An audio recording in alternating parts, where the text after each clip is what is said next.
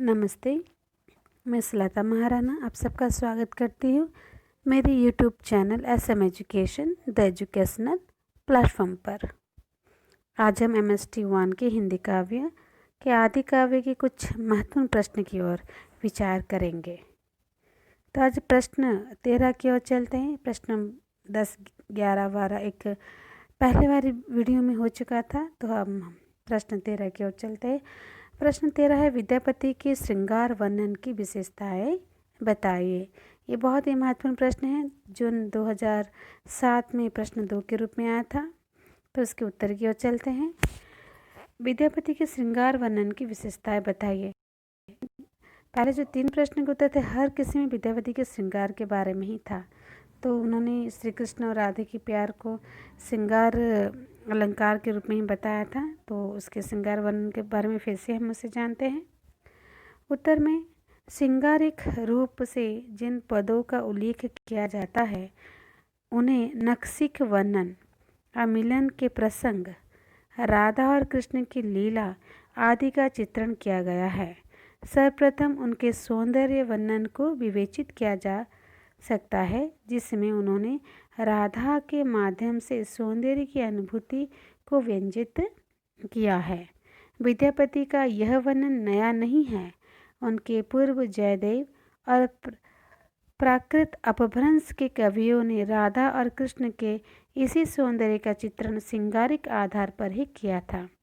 उसी परिपाटी का अनुसरण करते हुए विद्यापति ने श्रृंगार में व्यक्ति को विस्तार दिया है।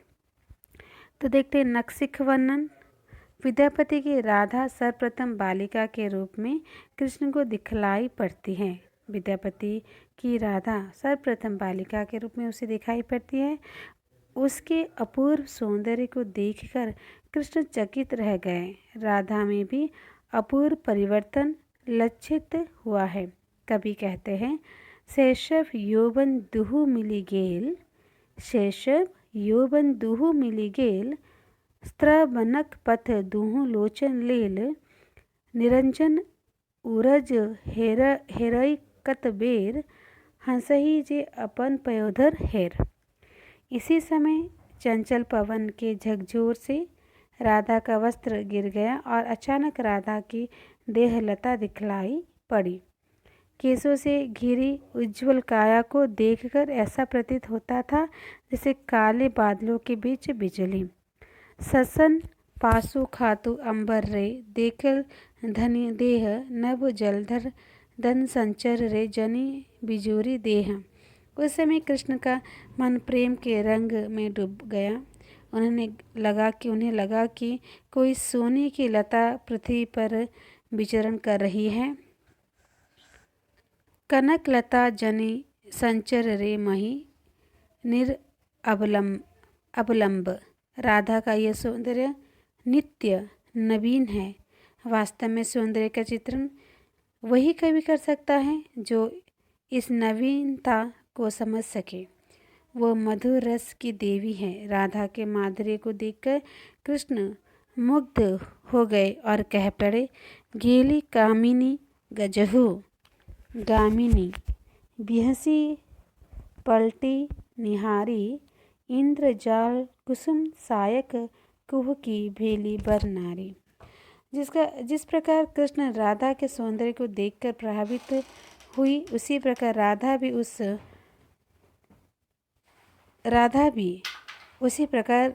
भी हुई। वह अपनी सखी से कहती है, ए सखी पेखली एक अपरूप, सुनैते मानव स्वप्न स्वरूप। राधा और कृष्ण के उस मिलन के पश्चात विरह की स्थिति प्रारंभ होती है।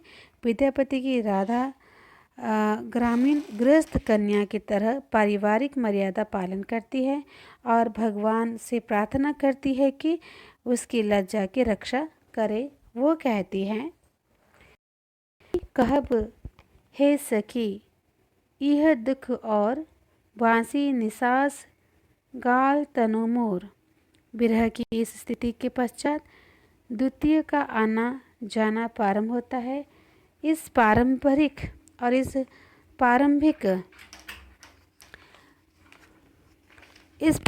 नक्सिक वर्णन के साथ विद्यापति ने उपमानों के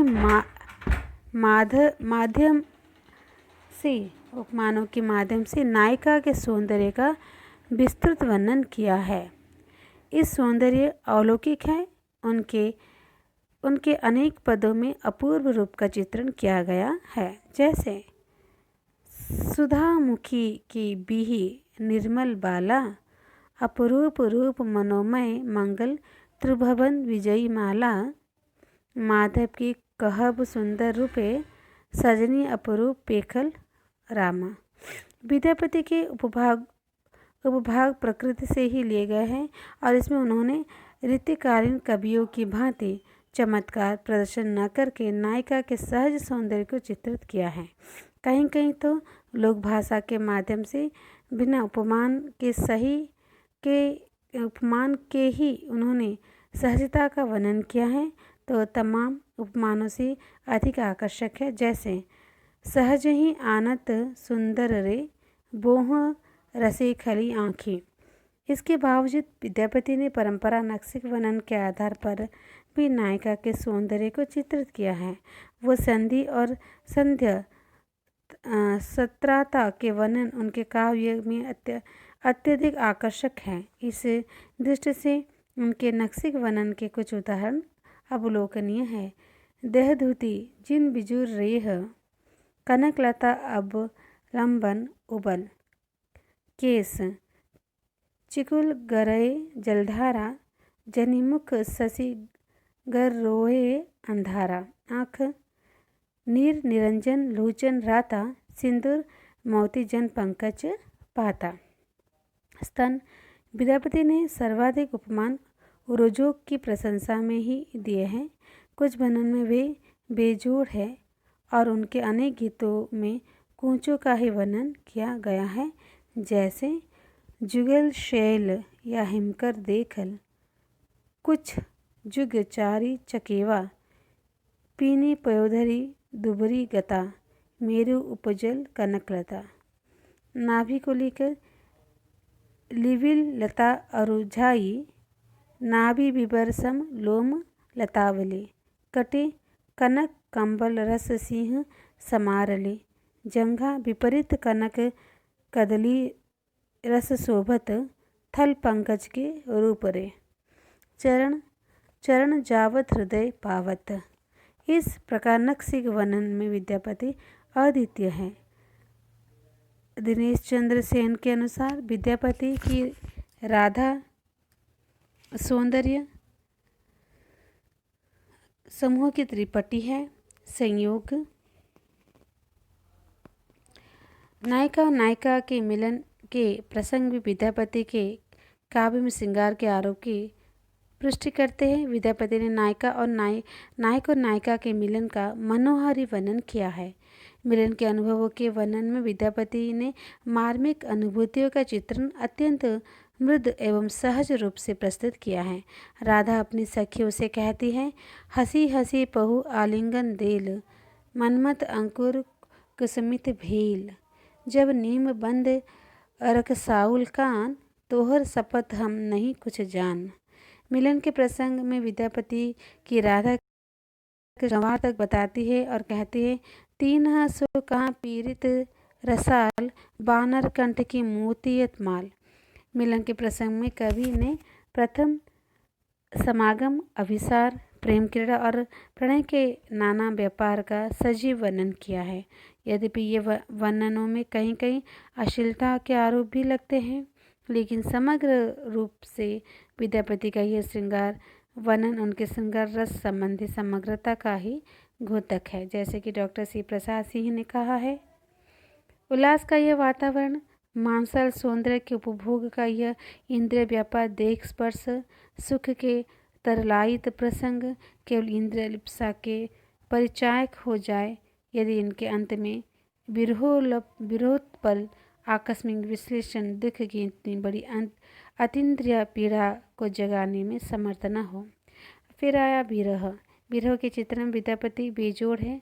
उनका विरह वर्णन सुर की तरह केवल रोने कल्पना तक सीमित नहीं है। उन्होंने विरह में भी स्मृतियों के माध्यम से मिलने के दृश्यों का चित्रांकन किया है। कृष्ण मथुरा चले गए और एक पूरा दिन बीत गया। उस समय राधा की मन स्थिति अवलोकनीय है, क्योंकि उसे कृष्ण का एक दिन का भी वियोग असहाय था। वह कहती है, काकिल अबद करिए पिए गेल, लिखते काली भीति भरी गेल, भले प्रभात कहत सबहि, कह कर सहनी काली कवहीं। विरह में मार्मिकता लोकगीत के धुन के कारण अधिक आ गई है। राधा कहती है कि कृष्ण नहीं है, गोकुल रूपी चकोर का चंद्रमा चोरी हो गया है। गोकुल चांद चकोर रे, चोरी गैल चंदा। लोकगीत के प्रभाव के कुछ अन्य उदाहरण इस प्रकार है। सखी मोर पिया, अबहु न आवल कुलिसिया, मधुपर मोहन गेल रे, मोरा बिदरत छाते। विरह वर्णन में विद्यापति ने 12 मास का वर्णन लोकगीत के प्रभाव से ही किया है। प्रकृति विरह वर्णन में नायिका की सहचरी बनकर आई है। 12 महीने में नायिका की विभिन्न स्थितियों का चित्रण कवि ने विरह वर्णन का अंतर्गत किया है। में तो वो असहाय हो जाता है। बादलों में भरा हुआ भादों का महीना विरहिणी के दुख की सीमा तोड़ देता है। सखी है हमर दुख नाही और, इभर बादर माह भादर सुनु मंदिर मोर। इसी प्रकार वह कहती है, सावन मासी बरसी घनवारी, पतना सूझे निसी अंधियारी, 14 देखी बिजुरी देह, हे सखी कामिनी जीवन संदेह। विद्यापति के विरह वर्णन में मान और प्रवास के साथ पूर्व राग का भी चित्रण हुआ है। यह विरह वर्णन प्रकृति के सहचर्य से अत्यधिक मार्मिक हो गया है। विरहिणी कहती है कि कृष्ण से जो परकीय प्रेम किया था, उसके कारण नायिका अपने प्रेम को प्रकट नहीं कर पाती। राधा कहती है, मैं कृष्ण के प्रेम में पकड़कर अपनी कुल मर्यादा को छोड़ बैठी और कृष्ण प्रेम का पौधा लगाकर चले गए। अब इस प्रेम को ना वह प्रकट कर पाती और ना तो वियोग को सह पा रही है। कुल कामिनी छलो कुलटा भय, गेक्ति तिनकर वचन लुमाई, अपने करहम मुड़ मुडलाए, कान से प्रेम बढ़ाई, चोर रमणी जनी मन मन रोबे, अंबर बदन छिपाई। विद्यापति के संपूर्ण श्रृंगारिक वर्णन को देखकर यह कहा जा सकता है, राधा के सौंदर्य चित्रण में सौंदर्य का संपूर्ण रूप प्रस्तुत करके भी रीति कवियों की भांति कुरुचि नहीं उत्पन्न की है। यह सही है कि उन्होंने राधा का मांसल सौंदर्य चित्रित किया है, लेकिन इस मांसल सौंदर्य का वर्णन वैष्णव काल में पहले से होता चला आ रहा है। कवि ने इस मांसलता में ही अपरूप का दर्शन किया है, जो नित्य नवीन है। डॉक्टर श्री प्रसाद सिंह के अनुसार विद्यापति ने सौंदर्य के प्रत्यप्रेक्षण का स्थूल दृष्टि से कहे तो नखशिक का वर्णन सौंदर्य को खंडित करके नहीं, बल्कि उसके प्रत्येक हिस्से का उद्भासित करके उसकी समग्रता का बोध करने के लिए किया है।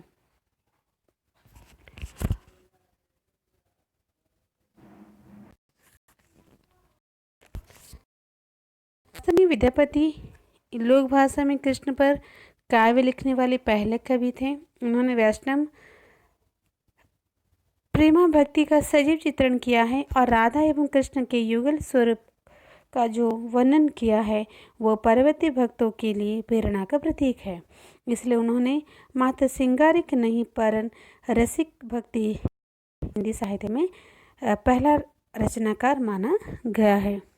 अब हम यहाँ पर आपका प्रश्न तो 13 खत्म हो जाता है और हम प्रश्न 14 की ओर चलते हैं। प्रश्न 14 है, पृथ्वीराज रासो के काव्य रूप पर प्रकाश डालिए। पृथ्वीराज रासो के काव्य रूप पर प्रकाश डालिए। तो उत्तर की ओर चलते हैं। तो पृथ्वीराज रासो के काव्य रूप पर प्रकाश डालिए। पृथ्वीराज रासो को महाकाव्य का पद और प्रतिष्ठा क्यों प्राप्त हुई? सभी विद्वान मानते हैं कि उसका प्रमाणिक रूप उसका लघुतम पाठ है। आचार्य हजारी प्रसाद द्विवेदी तथा डॉक्टर माता प्रसाद गुप्त के अनुसार केवल 10 प्रसंग ही चंद बरदाई द्वारा लिखे गए थे। बाद में जोड़े गए अंशों के कारण ही बृहत काव्य बन गया। यह लघु काव्य महाकाव्य कैसे बन गया? इसका उत्तर हमें मिलता है इतिहास में। उत्तर भारत के राजनीतिक घटना चक्र में पृथ्वीराज चौहान दिल्ली के सिंहासन पर विराजमान होने वाले अंतिम हिंदू शासक था। मोहम्मद घोरी के हाथों उसकी पराजय से एक युग का अंत हो गया और अंतिम हिंदू राजा होने के कारण हिंदुओं में उनके प्रति आदर, गौरव व प्यार के भाव उमड़ पड़े थे। वह हिंदुओं के नायक बन गए। उनके निंजधैर्य, लीजेंडरी कथाएं और किंवदंतियां उनके साथ जोड़ दी गई है। परिणाम यह हुआ कि जनमानस की इस मनोवृत्ति के परिणाम स्वरूप रासों के मूल पाठ में उनके प्रक्षिप्त अंश जुड़ते चले गए। आचार्य हजारी प्रसाद द्विवेदी लिखते हैं, वह लोकचित्त की चंचल सवारी करता हुआ विकासशील महाकाव्य बन गया। इस प्रकार इस छोटी सी काव्य रचना में महाकाव्यात्मक गौरव और गरिमा प्राप्त हुई। यह उग्र नायिका की गाथा तथा जातीय राष्ट्रीय इतिहास में महत्व रचना बन गया। महाकाव्यत्व का प्राण है औदात्य। औदात्य का आधार है व्यापकता एवं संघर्ष। पृथ्वीराज रासो में विस्तार भी है, व्यापकता भी है और संघर्ष भी है। पृथ्वीराज रासो हिंदी का सच्चा वीर काव्य है, क्योंकि उसमें सामंती वीर युग अपने संपूर्ण गुण और दुर्गुण के साथ अभिव्यक्त हुआ है। सामंती वीर युग की प्रमुख प्रेरणा शक्ति, वीरता की, श्रृंगार एवं धर्म की प्रवृत्ति पूरक रूप में ही आई। रासों का प्रधान रस भी वीर है, श्रृंगार तथा शांत गौण रस है। रासोकार का उद्देश्य पृथ्वीराज का यश वर्णन करना मात्र नहीं है, वह एक जातीय महाकाव्य है जिसमें 12वीं और शताब्दी में देशी राजाओं और सामंतों ने झूठी शान तथा व्यक्तिगत स्वार्थ के लिए होने वाले युद्ध तथा विदेश में होने वाले अनवरत संघर्ष एवं पराजय की कथा अत्यंत ओजस्वी शैली में ही कही गई है। वीर प्रधानता होते हुए भी उसका उद्देश्य केवल वीर रस का आस्वाद करना नहीं है, बल्कि जातीय जीवन में प्राणों का संचार करना, उससे स्वतंत्र एवं विधान की भावना का मंत्र फूंकना है। साथ ही वो देश, जाति और व्यक्ति की गौरव, प्रतिष्ठा और आत्मसम्मान के लिए मर मिटने का अमर संदेश देता है। शरणागतता, गत वात्सल्यता, क्षमाशीलता, गुणग्राहकता आदि सामंत युगीन प्रवृत्तियों का भी प्रतिबिंब अपने उसमें पाया जाता है। इस प्रकार रासों का उद्देश्य अत्यंत भव्य, उदात्त और महान है। यह संदेश रासों में समन्वित भाव में तो निहित ही है, उसके अधिकांश छंदों में भी उसकी प्रत्यक्ष अभिव्यक्ति हुई है। किसी महाकाव्य में उच्च उद्देश्य और महान प्रेरणा की प्रतिष्ठा तभी होती है जब उसके कवि की चेतना विराट और प्रतिभा सशक्त होती है। पृथ्वीराज रासो राजस्थान में व्याप्त युगव्यापी विराट चेतना एवं स्वतंत्र प्रेम की अटूट परंपरा की देन है। न केवल किसी एक दरबारी कवि की कृति, वह केवल सामंती वीर युग का महाकाव्य ही नहीं, कुशल शताब्दियों की सामाजिक भावभूमि एवं जीवन व्यवस्था का यथार्थ प्रतिबिंब उपस्थित करता है। इस प्रकार महान उद्देश्य, महती प्रेरणा शक्ति और कवि की काव्य प्रतिभा तथा विराट चेतना सभी दृष्टियों से रासों को महाकाव्य कहा जा सकता है। रासों के आकार की विशालता उसके महाकाव्यत्व का कारण नहीं है। यह ठीक है कि उसमें शास्त्रीय महाकाव्य, रघुवंश, कीर्ता अर्जुनीय जैसे अर्थ, गौरव और भाव गंभीर नहीं है, पर प्राचीन ज्ञान भंडार संबंधी विषयों की योजना के कारण उसमें पर्याप्त गुरुत्व और गंभीर्य आ गया है। साथ ही यह धनराशि शुष्क कथा के रूप में नहीं, युग जीवन की पृष्ठभूमि के रूप में उपस्थित की गई है। न केवल युग जीवन के विविध दृश्य ही इसमें पाए जाते हैं, अपितु राजनीति, नीतिशास्त्र, धर्मशास्त्र, योग दर्शन, आध्यात्म विद्या आदि के वर्णन भी उसमें मिलते हैं। जीवन के गंभीर पक्षों और आभ्यंतरण तथ्यों का उद्घाटन उसमें जगह जगह सहज रूप में बिना प्रयास आ गया है। उदाहरणतः आपदाओं के बीच सहसा शौर्य और निर्भयता का प्रदर्शन करने वाला जीवन में अनुरक्त पृथ्वीराज उस युग का योग्यतम व्यक्ति चित्रित किया गया है। उसके चरित्र की ऊंचाई पर विशालता आधुनिक मापदंड पर नहीं, सामंती मूल्यों पर रासों के गंभीर्य और गुरुत्व प्रदान करती है। रासों के कथानक का काल बहुत लंबा, चरित्र विविध और कार्य क्षेत्र बहुत व्यापक है। अतः 12वीं-13वीं शताब्दी में उत्तर भारत के समस्त सामाजिक और राजनीतिक जीवन का प्रतिबिंब उसमें दिखाई देता है। रासों के अनेक युद्ध, विवाह, यात्राओं, मुर्गा मंत्राणा आदि के चित्र तत्कालीन संपूर्ण समाज को प्रस्तुत कर देते हैं। महाकाव्य में महत् कार्य का अर्थ कोई ऐसी घटना है जो किसी युग की या किसी महान चरित्र के जीवन की सबसे महत्वपूर्ण घटना हो और जो अपने युग के ही नहीं, आने वाली अनेक शताब्दियों को भी प्रभावित कर सके। पृथ्वीराज और मोहम्मद गौरी का अंतिम युद्ध तथा उत्तरी भारत पर मुसलमानों का अधिकार ऐसे ही महत्वपूर्ण घटना है। रासों ने सामंती युग की विविध सामाजिक हलचलों में भाग लेने वाले सभी प्रकार के पात्र अपना अपना कार्य करते दिखाई पड़ते हैं। यही नहीं, तत्कालीन लोक विश्वासों के अनुरूप अति प्राकृतिक शक्तियाँ, देवता, राक्षस, गंधर्व, भूत, बेताल, सुख, हंस आदि भी कथा को आगे बढ़ाने में योग देते हुए दिखाई देते हैं। रासों में सामंती वीर युग की सभ्यता, रहन सहन, मान मर्यादा, खान पान, व्रत, त्योहार आदि का इतना क्रमिक और सच्चा वर्णन हुआ है कि यह महाकाव्य उक्त वस्तु व्यापारों का काव्यात्मक कोश प्रतीत होता है। और युग का सामाजिक इतिहास विकासशील महाकाव्य में जीवन के बाह्य रूपों का चित्रण अधिक होता है। वे प्राय घटना प्रधान और वर्णनात्मक होते हैं। उनमें वस्तुओं और घटनाओं का विस्तृत एवं क्रमिक वर्णन होता है। रासों में भी वर्णनात्मक बहुत अधिक है और रासों ने स्वयं लिखा है। रासों में स्वयं लिखा है, उक्ति धर्म विशल्यस्य राजनीति नम्ब रसम सट भाषा पुराणम च कुरानम कथित मया। परंतु उसमें घटना और कथा प्रवाह का वेग इतना अधिक है कि यह वर्णनात्मक अंश उसकी तुलना में बहुत अधिक तथा अनुपातहीन प्रतीत नहीं होती। रासोकार ने महाकाव्य के शास्त्रीय नियमों का अनुसरण नहीं किया है। संध्या, प्रभात, चंद्रोदय, वन उद्यान, जल क्रीड़ा आदि उसमें स्वतंत्र रूप में कहीं न कहीं है। इसी प्रकार नदी, पर्वत, सागर के स्वतंत्र चित्र भी उसमें रूढ़ी पालन के लिए नहीं लिखे गए हैं। केवल युद्ध, नगर और दरबारी वातावरण के वर्णन ही जमकर लिखे गए हैं।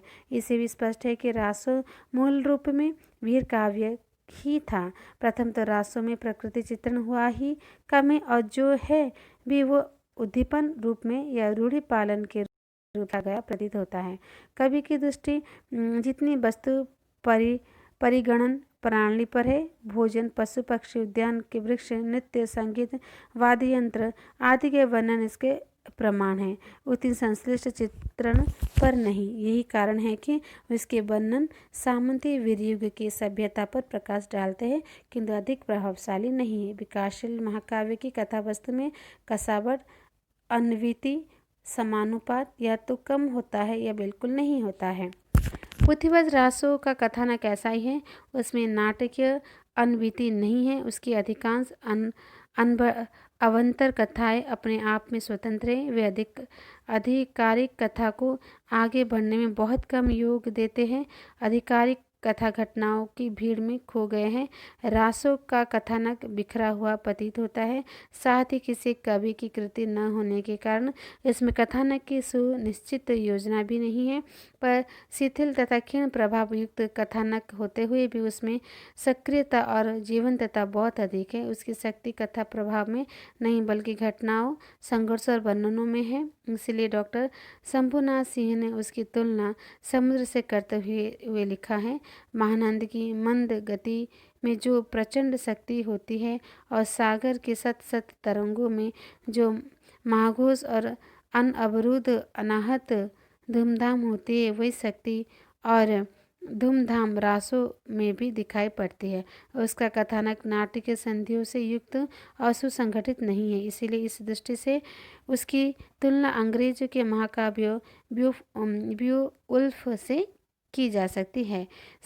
सभी जानते हैं कि महाकाव्य का नायक महान होना चाहिए, भले वो धीरोदत्त और सर्वगुण संपन्न हो, पर यदि नायक किसी महान उद्देश्य के लिए बलिदान करता है तो वो नायक हो सकता है।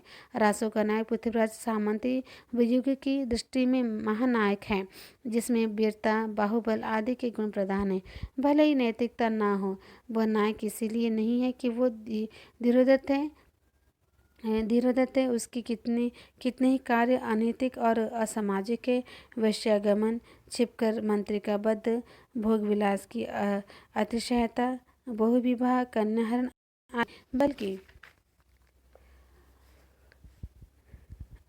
बल्कि इसीलिए है कि वह काव्य में महान उद्देश्य को पूरा करने वाला और संपूर्ण घटनाओं तथा व्यापारों का केंद्र बिंदु है। रासों में चरित्र विभेद्य नहीं है, क्योंकि सभी पात्र एक सांचे में ढले वीर प्रतीत होते हैं। स्त्री पात्रों में कभी कोई पात्र इतना गरिमा मंडित नहीं जिसकी तुलना सीता, सावित्री या मंदोदरी से की जा सके। वे सामंती युग के अनुरूप केवल पुरुष के स्त्री पात्र में भी कोई पात्र इतना गरिमा मंडित नहीं जिसकी तुलना सीता या सावित्री या मंदोदरी से की जा सके। वे सामंत युग के अनुरूप केवल पुरुष के भोग विलास का साधन मात्र है। महाकाव्य की शैली गरिमा मंडित और उदात्त है। रासो अलंकृत महाकाव्य न होकर विकासशील महाकाव्य है। अंत उसमें सौंदर्य, अलंकारों की प्रयत्न, साध्य योजना, भाषा का परिष्कार और उक्ति वैचित्र्य नहीं है, परंतु अपनी सहजता एवं क्रांति के कारण उसकी शैली महाकाव्योचित है। उसमें प्रसंगानुकूल गुण मिलते हैं। वीर रस के प्रसंग में ओज गुण है तो श्रृंगार रस में प्रसंग में माधुर्य है। अनुस्वारांत और संयुक्त वन वाले प्रयोग में यह शैली और भी रसानुरूप हो गई है। फिर भी उसका सौंदर्य अनगढ़पन और सहजता का सौंदर्य है। हिमालय जैसा विषम और विराट सौंदर्य है। मुगल गार्डन जैसा प्रयत्न साध्य, सुकोमल, गीतात्मक सौंदर्य नहीं है। यदि उत्प्रेक्षा और सांग रूपक की अधिकता है तो उसका कारण वीर युग का दरबारी वातावरण है। रासों में परंपरागत महाकाव्य के और भी कई लक्षण मिलते हैं, जैसे सर्गबद्धता, मंगलाचरण, संवाद रूप में कथा लेखन की पद्धति और वस्तु निर्देशन, कथानक रूढ़ियाँ, सज्जन प्रशंसा, दुर्जन निंदा, काव्य ग्रंथ का महत्व, आश्रयदाता का उल्लेख आदि। इसका कारण भी यही है कि यह कृति वीरयुग के पठित समाज के प्रभाव में विकसित हुई है। रस की दृष्टि से भी यह काव्य महाकाव्य कहलाने का अधिकार है। भले ही इसका अंतःकरण रस में हुआ हो, परंतु समग्र प्रभाव की दृष्टि में वह वीर रस प्रधान काव्य है। श्रृंगार, करुणा और शांत आदि रस उसमें अंग रूप में दिखाई पड़ते हैं। स्वयं कवि ने भी इस रचना के वीर रसात्मक प्रभाव का उल्लेख किया है। पृथ्वी रासो गुण सुनत करय संग्राम स्यार रन, अतः रासो को वीर काव्य कहानी ही उचित होगा, क्योंकि उसमें एक महान वीर के जन्म से मरण पर्यंत वीर गाथा प्रस्तुत की गई है।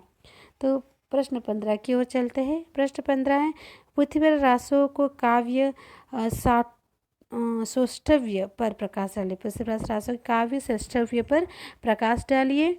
रासो काव्य ग्रंथ है और काव्य में इतिहास की अनुकृति न होकर केवल उसका आधार ग्रहण किया जाता है। अतः रासो को मूल्यांकन, जैसे कि डॉक्टर हजारी प्रसाद द्विवेदी ने कहा है, काव्य सौंदर्य के आधार पर होना चाहिए। रासो विलास का चरित्र काव्य है जिसमें प्रबंधनात्मकता, युगानुरूप जीवन मूल्यों का चित्रण, रस परिपाक, अद्भुत चित्रण शक्ति और सुंदर अलंकार योजना पाई जाती है। प्रबंध काव्य की दृष्टि से भी वो एक सफल रचना है। पृथ्वी रासो के रचयिता चंद भी पृथ्वीराज रासो के सखा, सामंत और दरबारी कवि बताए जाते हैं। वो अपनी वीर रसपूर्ण कविता से योद्धा को ही प्रोत्साहित नहीं करते, अपितु स्वयं ही रणांगन में उतरकर शत्रु से लोहा लेते। अतः रक्त बिंदुओं के अक्षरों में लिखे गए उनके सैन्य एवं युद्ध संचालन के वर्णन कोरी कल्पना मात्र न होकर प्रत्यक्ष अनुभव पर आश्रित सजीव एवं गतिशील चित्र है। चंद अपने वस्तु वर्णन और भावाव्यंजना के लिए विख्यात है। वस्तु वर्णन की कुशलता प्रबंध रचना के तीव्रतात्मक अंशों को भी रस बना देती है। रासोकार वस्तु वर्णन की दृष्टि में अत्यंत सफल कवि है। महाभारत से प्राप्त परंपरा का आधार ग्रहण कर उसने व्यूह वर्णन के अत्यंत सजीव चित्र प्रस्तुत किए हैं। वीर रस के उद्दीपक रूप में उसने सेनाओं, अस्त्र शस्त्रों, घोड़ा, हाथियों आदि का विशद विवरण किया है। गौरी की सेना का एक चित्र देखिए।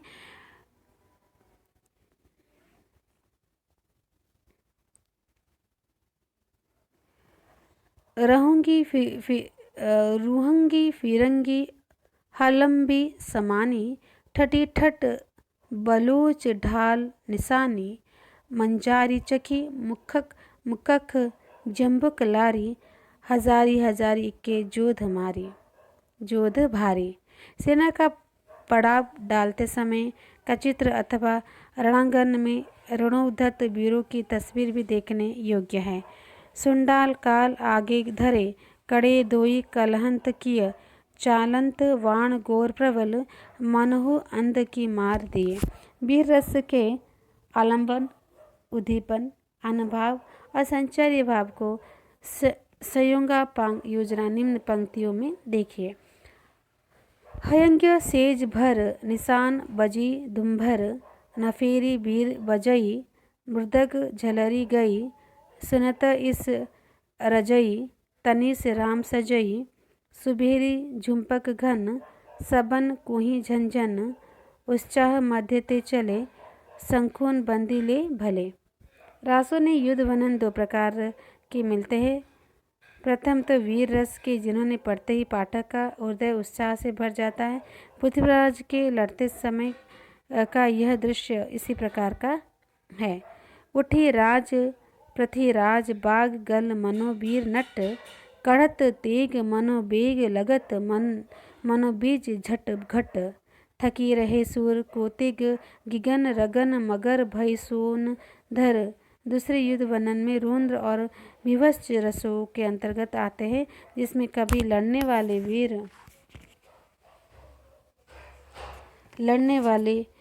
वीर सम्मानतों की भावना से नहीं, वरन युद्ध स्थल के दर्शक की भावना से वर्णन करता है। हुंकार हुंक जोगिन डक, मुँह मार मार बजे ककरक, नचयो इस गोर दरिद्र शीस, सपरी उमाटे घोटे दूरिस। इन वर्णन में वीर की हुंकार, उनकी दर्पपूर्ण युक्तियाँ, युद्ध भूमि में भूत प्रेत की नृत्य, योगिनी का रुधिरपान, कबंध से रक्त प्रवाह, गिरधों का झपटना आदि पाठक के हृदय में विभत्स रस की सृष्टि करते हैं। इन वर्णन को पढ़ते समय क्षण भर के लिए हम भूल जाते हैं कि हम किसी पुस्तक के सैन्य एवं युद्ध के वर्णन पढ़ रहे हैं। वह पढ़ते समय लगता है जैसे हम सेनाओं में पदध्वनि, सैनिक की हुंकार हम प्रत्यक्ष सुन रहे हैं। इन चित्रों की सजीवता को देख हम कुछ समय के लिए रासों की प्रामाणिकता अप्रामाणिकता का प्रश्न भूल काव्य रस में अवगाहन करने लगते हैं। छंदों का चुनाव भी कवि के युद्ध की स्थिति में अनुकूल किए हैं। जहाँ युद्ध की सजावट आदि का वर्णन है, वहाँ तो धीमी गति वाली और पूर्ण प्रभाव डालने वाले छंदों, कवित्व, कुंडली आदि का प्रयोग किया गया है। किंतु जहाँ युद्ध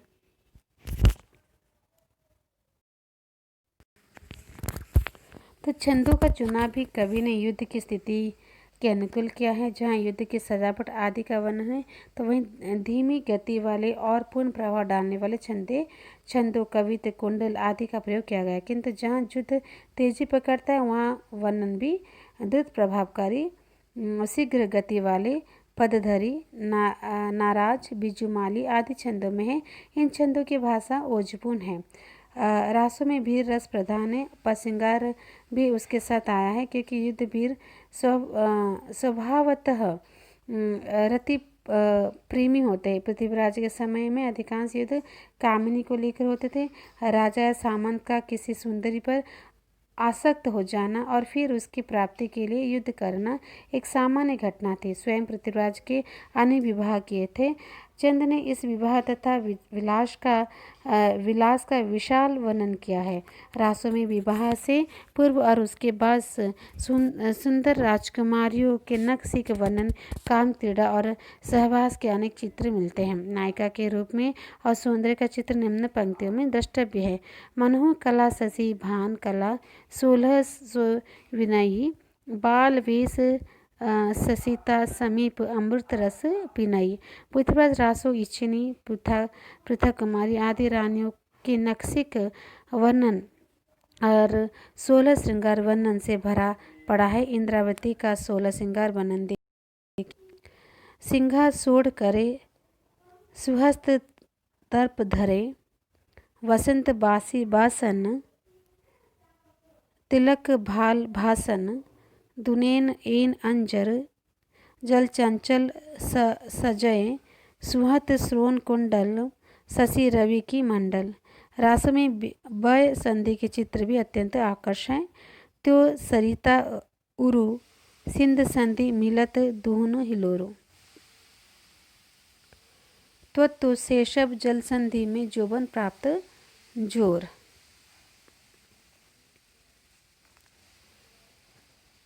श्रृंगार रस को पुष्ट करने के लिए ही कवि ने 6 ऋतु और 12 मास का वर्णन किया है। उदाहरण के लिए कन्वज खंड में 6 ऋतुओं का ललित वर्णन मिलता है। ये चित्र यद्यपि उद्दीपन की दृष्टि से प्रस्तुत किया गया है, पर वे रासोकार के ऋतु विषय ज्ञान, निरीक्षण शक्ति और वर्णन कौशल के भी परिचायक है। संस्कृत काव्यों जैसे प्रकृति का संगोपागम और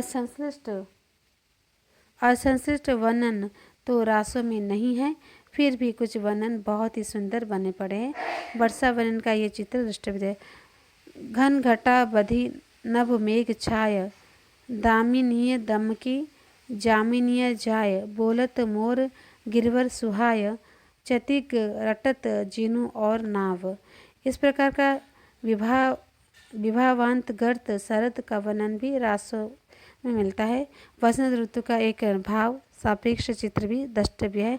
भावरी अब फूलिग कदम रयनी दिग्दिश, भमर भाव भूले भ्रमंत मकरंदय शेष, बहत बात प्रज्वलित भोर, अति विरह अग्नि किय, कुहुकुहुंत कल कंठ पत्र, रास अति अज्ञेय।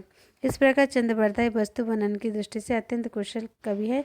उनके पटनम, कन्नौज, दिल्ली और गजनी के सुंदर नगरी और दुर्गों के वर्णन, पनघट उत्सव, ज्योनर आदि के वर्णन भी इसके प्रमाण हैं। पट्टनपुर के पनघट का यह चित्र देखिए। सुरवर सामान्यम परिन रंभ जानयम, वतक सार समयम, अनेक हंस क्रमयम, भरे सुनीर कुंभयम। चंद के इसे वर्णन कौशल की प्रशंसा करते हुए भी डॉक्टर हजारी प्रसाद द्विवेदी ने लिखा है, वे केवल कल्पना विलास ही नहीं, निपुण मंत्रदाता के रूप में भी सामने आते हैं। चाहे रूप में शोभा का वर्णन हो, चाहे ऋतु वर्णन की उत्फुल्लता का प्रसंग हो, या युद्ध की भेरी का प्रसंग हो, चंद्रबरदाई सर्वत्र एक समान अविचल और प्रसन्न दिखाई देते हैं। सौंदर्य के प्रसंग में तो उनकी कविता रुकना ही नहीं चाहिए। उनकी कविता तो रुकनी ही नहीं चाहिए। वस्तुतः वर्णन के साथ ही चंद की भाव अभिव्यंजन अत्यंत हृदयग्राही और रसमय है। उन्होंने नारी के बाह्य रूप का ही वर्णन नहीं किया, उसके मन में उठने वाली भावों और मियों का भी चित्रण किया है। वह संधियों के समय किशोरी के मन में उठने वाले भाव तरंगों का चित्रण पूरी मनोविज्ञानता के साथ किया गया है, तो गुरुजनों के मध्य बैठी नायिका के हृदय में नायक के प्रति उठने वाले भावों का चित्रण भी किया है।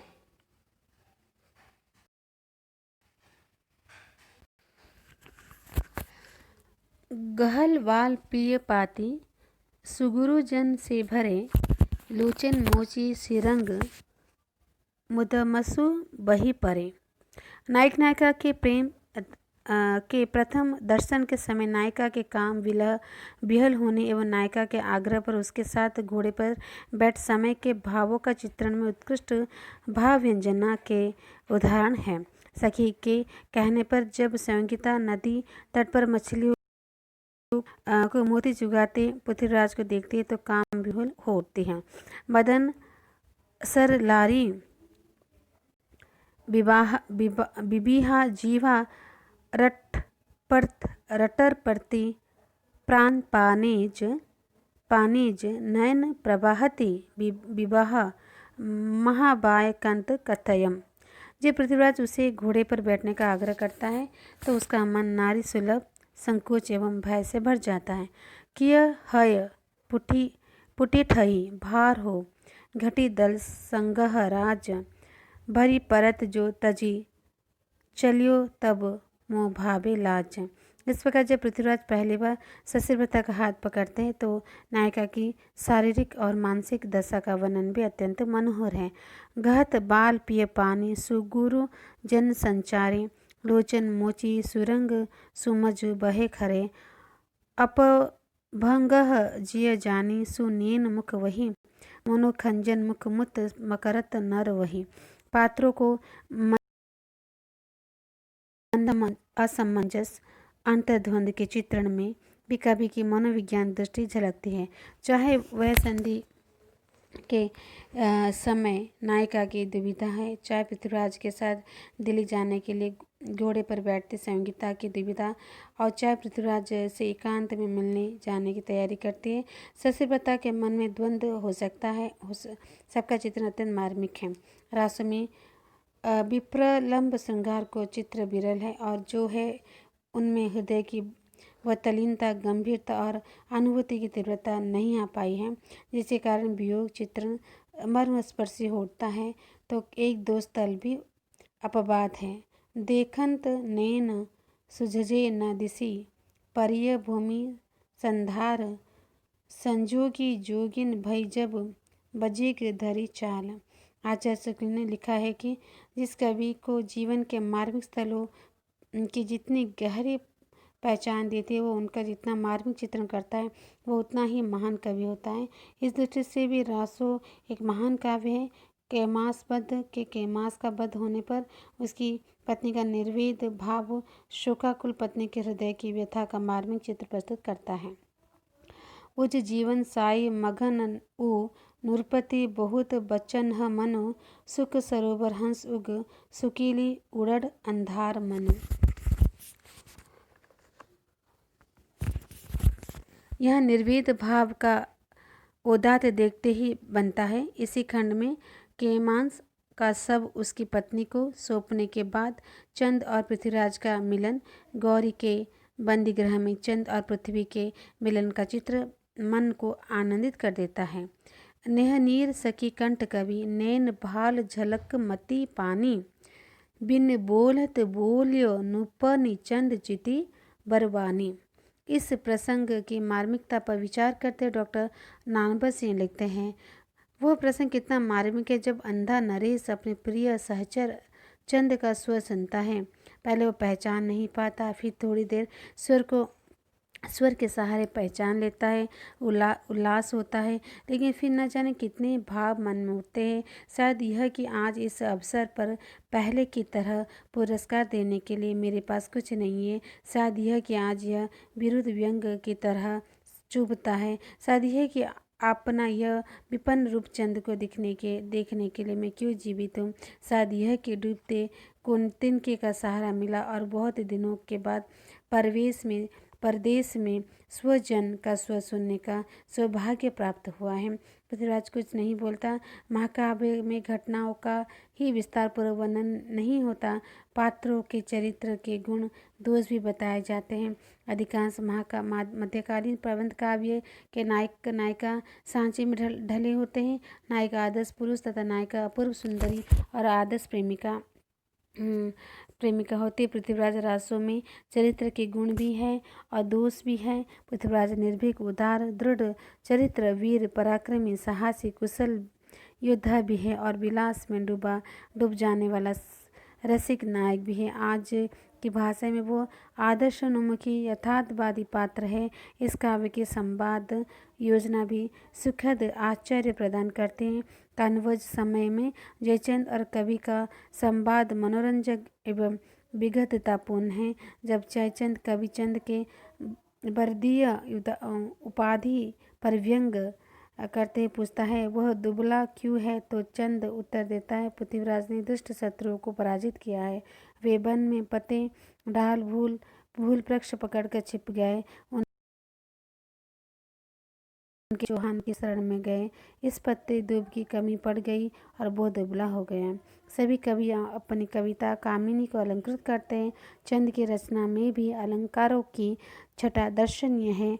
शब्द अलंकारों में रासोकार में अनुप्रास और यमक का प्रयोग कुशलता से किया गया है।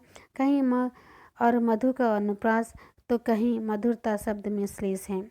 अनुप्रास तो बहुत ही स्वाभाविक ढंग से उनके काव्य में आ गया है। जग जूरन जालिम जुझार बुझ सार भार भुआ। अर्थालंकार के अंतर्गत उपमा, उत्प्रेक्ष, रूपक, अतिशयोक्ति का प्रयोग बहुलता में हुआ है। जहाँ उपमा का प्रयोग में कवि का काव्य परंपरा का ध्यान रखते हुए सुप्रसिद्ध प्रचलित उपमानों का प्रयोग किया है, वहाँ कहीं के अनेक उपमान नए और कवि की मौलिक उद्भावना शक्ति के भी परिचायक हैं। शिशु का वर्णन करते हुए उन्हें जो उपमान प्रस्तुत है किए हैं वे अभिनव और अत्यंत प्रभावशाली है। चंद बरदाई रूढ़ उपमानों के उपयोग से सौंदर्य वर्णन में श्रृंगार को अद्भुत से पुष्ट भी कर सकते हैं। प्रसंग पृथ्वीराज द्वारा संयोगिता का प्रथम दर्शन होता है।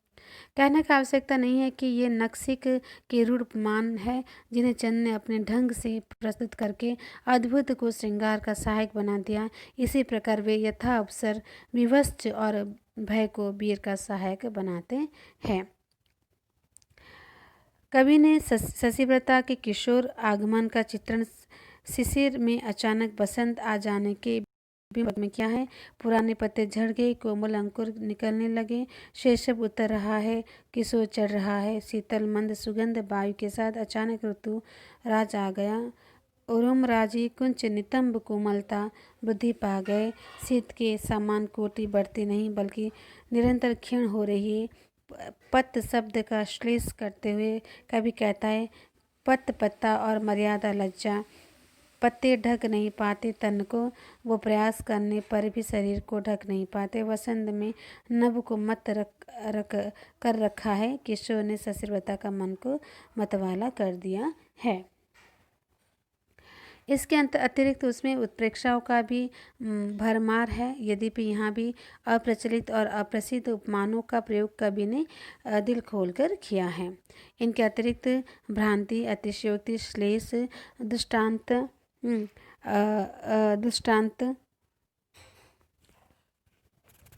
अर्थन्यास के भी सुंदर और उदाहरण मिलते हैं। और अलंकार की सफल योजना से फलस्वरूप रासों के अनेक अंश मार्मिक और प्रभावशाली बन सके। भाषा शैली को ध्यान देते हैं। चंद का भाषा असाधारण अधिकार है। उनमें भावों के अनुरूप भाषा को ढालने की अद्भुत क्षमता है। भावानुकूलता और तीव्र गति उनके भाषा की प्रमुख विशेषता। चंद बरदाई एक कुशल कवि है। भाषा पर उनका अधिकार असाधारण है। उन्होंने पहले से चली आ रही काव्य परंपरा को एक ऊंचाई प्रदान की। कवि में भावों के अनुरूप भाषा को मोड़ने की अद्भुत क्षमता है। भावानुकूलता, तीव्र सौंदर्यात्मकता चंद की भाषा की प्रमुख विशेषता है। रासों की कवि अनुनासिक प्रयोग से प्राय झंकार उत्पन्न करता है। चाहे श्रृंगार हो या वीर, अनुनासिक झंकार रासों में अबाध गति से सुनाई पड़ती है। झंकार स्थिति को ध्वनित करके गूंजा देते हैं। द्वितीय व्यंजनों का प्रयोग प्रधानतः युद्ध वर्णन में और सामान्यतः सर्वत्र मिलता है। चंद के काव्य भाषा में अनुस्वार द्वितीय मिश्र के ध्वनियाँ प्रभाव अवरोध नहीं करती। वे चंद के भाषा कौशल द्वारा अभूतपूर्व प्रभाव उत्पन्न करती है। इस प्रकार यहाँ पर आपका जो चंद एक पृथ्वीराज रासो का है और विद्यापति की जो कुछ श्री कृष्ण और राधा के जो श्रृंगार रस और श्रृंगार की जो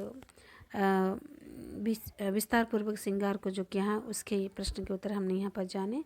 तो इस प्रकार आप उसे पढ़िए और समझिए, पढ़िए समझिए, बार बार सुनिए। बहुत ही सरल है। पृथ्वीराज राजू के सोष्टव्य को लिखिए, या आप उसका पूरा सारांश को लिख सकते हैं और उसके युद्ध के बारे में बहुत ही है, आप उसे विभिन्न प्रकार से सुन के याद रख सकते हैं। तो आप इस पाठ को पढ़िए, समझिए, बार बार सुनिए और परीक्षा में प्रयोग में लाइए। तो आप मेरे वीडियो को लाइक कीजिए और आप अकेले ही मत पढ़िए, आपके दोस्तों के साथ उसे शेयर कीजिए, साझा कीजिए। और सभी नए व्यूअर से मेरी प्रार्थना है कि आप चैनल को सब्सक्राइब कीजिए और बेल आइकन को प्रेस कीजिए, जिससे आपको नई वीडियो की नोटिफिकेशन मिल सके। धन्यवाद। नमस्ते।